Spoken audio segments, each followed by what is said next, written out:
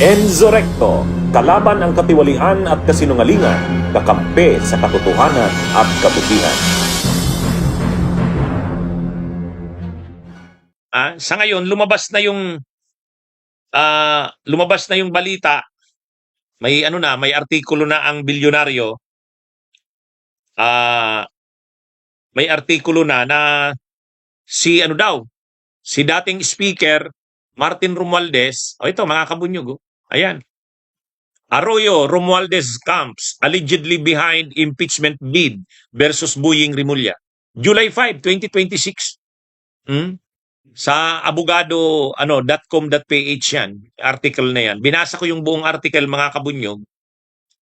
Di umano ayon dito sa abogado.com, sa Billionaire News Channel yan eh.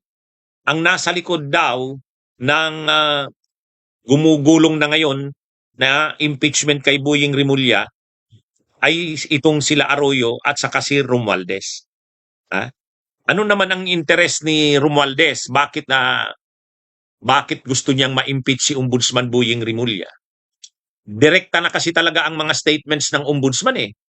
Si Assistant Ombudsman Miko Clavano, nung nag-press briefing, sinabi niya, ang mastermind, base sa kanilang sinagawang case build-up, ang lumalabas na mastermind nitong mga anomalya sa flood control ay si dating Speaker Martin Romualdez.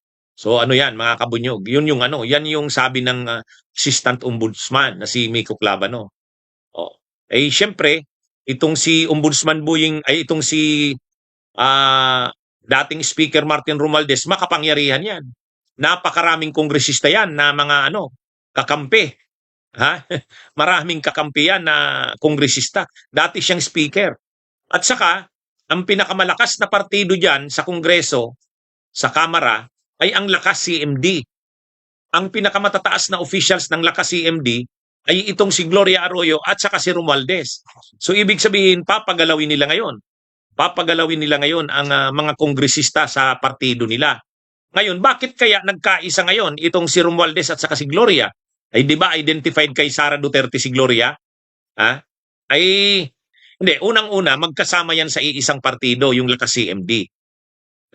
Magkapartido yan, Lakas CMD. Itong dalawang ito. Pero sa politika, malapit kay Sara si Gloria. Ngayon, siyempre ang kampo ni Sara at nila Gloria, galit sila kay Ombudsman Rimulya. Galit sila kay Ombudsman Rimulya kasi kinakasuhan talaga ni Ombudsman Rimulya yung mga kakampi ni Sara, si Jingoy Estrada, si Marcoleta, kinakasuhan ng Ombudsman. Si Mike Defensor, si Mike Defensor tao ni Gloria. Si Marcoleta kakampi ni Gloria. O kaya kung may isusulong na impeachment laban kay Boying Rimulya, susuportahan talaga yan ng grupo nila Sara at ni Gloria. Ito namang si Ombudsman ay dating Speaker Martin Romualdez, siyempre siya ngayon siya ang susunod na kakasuhan. At gagamitin bilang testigo laban kay Ombudsman Boying Rimulya ay kay Martin Romualdez si dating DPWH Secretary Manny Bunuan. Yan yung kaya nga mag-i-state witness daw si dating DPWH Secretary Bunuan para magamit kay Martin Romualdez. Kaya medyo seryoso itong kaso kay Martin Romualdez, sabi ng Ombudsman. Pag kinaso yan, si Martin Romualdez, plunder yan, lalabas din ang arrest warrant yan, makukulong din yan. So, siyempre, gagawin ni Romualdez ang lahat para mapigilan ang impeachment ang sa kanya, ang kaso laban sa kanya. At ang naisip siguro, ipa-impeach si Ombudsman Boying Rimulya. Kaya ang balita dito sa abogado.com, Arroyo Romualdez camps allegedly behind impeachment bid versus Boying Rimulya. Yan yung mga kabunyog. Yan yung allegedly yan ang sabi. So wala pa tayong confirmation yan. Si Ombudsman Boying Rimulya hindi pa naman nagre-react. Pero sigurado nakarating na ito sa kanya. Pag nag-react na si Ombudsman Boying Rimulya at kinumpirma yan na mayroon nga siyang tunog na may mga galaw sa kamera na ma-impeach siya, seryoso na talaga yan.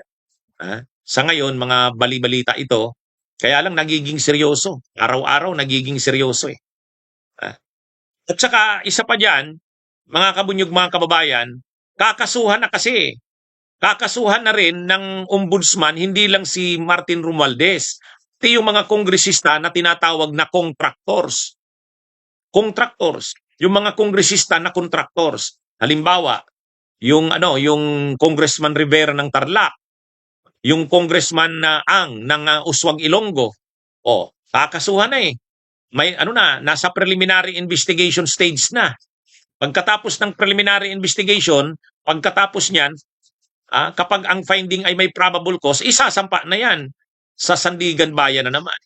Mayroon pang ibang mga contractors. Hindi lang naman si Rivera at saka si Ang. Si Garjola. Tao yan ni Gloria, yung CSW party list. Na yan, yung dalawang Yap, Edvic Yap at saka si Eric Yap.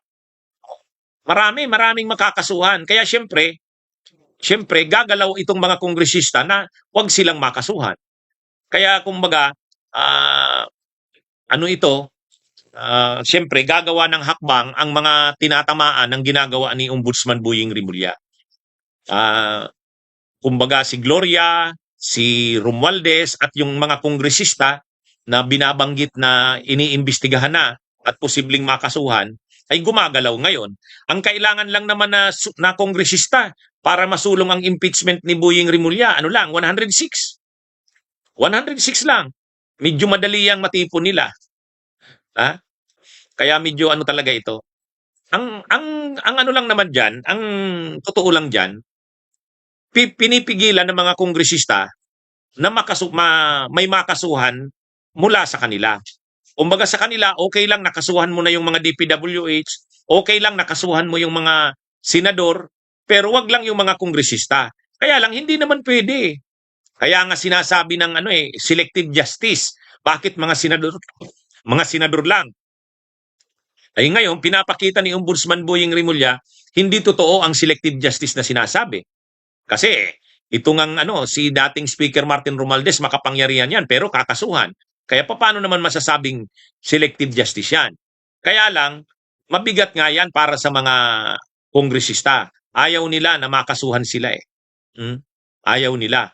Kaya posible talagang makakuha ito ng suporta sa Kamara. 106 lang naman ang kailangan eh na kongresista para maisulong ang impeachment ni Ombudsman Boying. Kaya lang yun nga, hindi maganda eh. Kasi dapat na suportahan pa nga ang ginagawa ni Ombudsman eh. Bunyog, halikan na kasama ka. Bunyog, kapag buklod ay may pag-asa. Luzon, Visayas, Mindanao, isa ang pananaw. Sa bagong Pilipinas ang bunyog isisigaw. Bunyog, bunyog.